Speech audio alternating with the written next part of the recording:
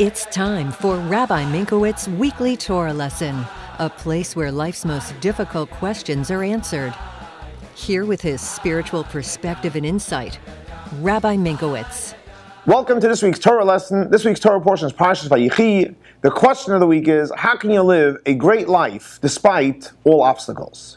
So in this week's Torah portion, Parsha Vayechi, the Torah portion begins, and the name of the Torah portion is Vayechi. Yaakov lived. And when we say someone lived, we mean that he lived, not only physically, spiritually, the person was alive.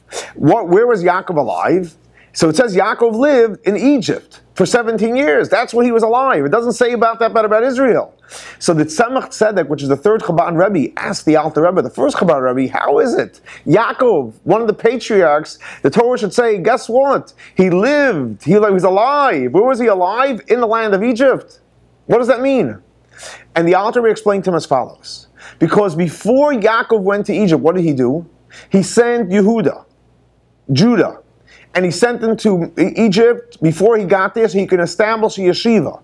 There's a place to go ahead and study Torah and connect to God through studying Torah. That means, even though Yaakov had to go to Egypt, because the fact was Joseph was there was a famine, and there was no other way to sustain themselves in the land of Israel, but he knew that he was going there, and he knew he wanted to live, and he knew he wanted to be alive, and a Jew can only be alive when and how?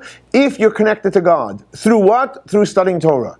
That means that even though he was in Egypt, because he studied Torah, he was able to stay alive up to the point that when he was in Egypt, he was able to call him he's literally alive, and he wasn't affected by Egypt. So to answer the question, how can you live a great life despite any obstacles? Learn from Jacob. Study Torah. And if you study Torah, or if you help others study Torah, whatever you're going through, you will be truly alive and not have to deal with any obstacles because you'll be living the true life, the life that's connected to God through studying Torah.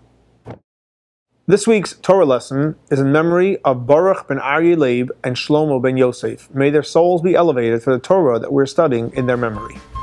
Thanks so much for joining us for our weekly Torah lesson. For more information on Chabad, please see our website.